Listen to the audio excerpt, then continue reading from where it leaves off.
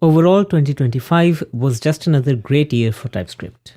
There were two main releases, 5.8 and 5.9, and both of them went through the standard cycle of first a beta release, followed by a release candidate, followed by the final production version. Along the way, the TypeScript team has been working on porting TypeScript to native code using Go. However, that deserves a more focused look. So for now, let's check out the coolest new features in TypeScript versions that you are probably using in your codebase.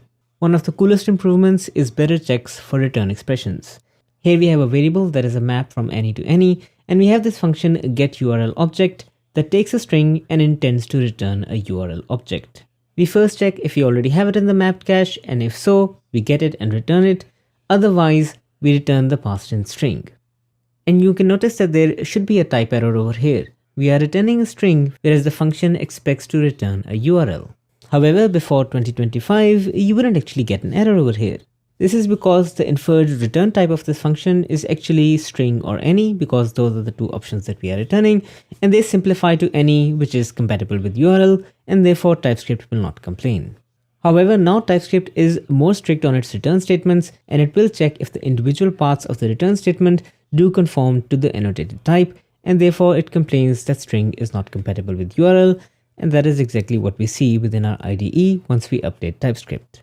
Now, it's no surprise that I've been a long-time hater of enums, and they are something that are honestly a part of legacy TypeScript as far as I'm concerned. So it would be cool if you could get an error if you try to use them in our codebase, along with other features that aren't purely type focused, which I believe is the core strength of TypeScript. So now TypeScript has a new compiler flag, which you can set in compiler options in tsconfig, called erasable syntax only. And with this enabled, if we jump back to our codebase, you can see that we get an error when we try to use something like enums or anything else that does not conform to standard JavaScript. Speaking of tsconfig, the default tsconfig generated by TypeScript has gone through an overhaul. So let's just delete the one that we have right now and generate a new one using tsc ---- init. This creates a new tsconfig file with beginner-friendly recommended options.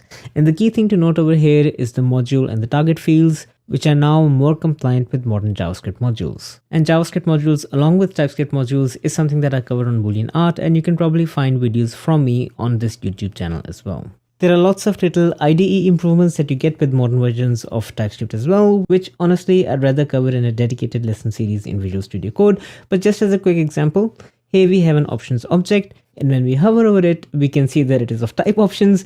But what if you want to know more about the fields that exist within options? For that purpose, there is this convenient expand button plus, and it expands the options type in place for you to see what fields exist on that type. Previously, you had to use TypeScript tricks for this particular feature, but it's nice that it's built into the IDEs now.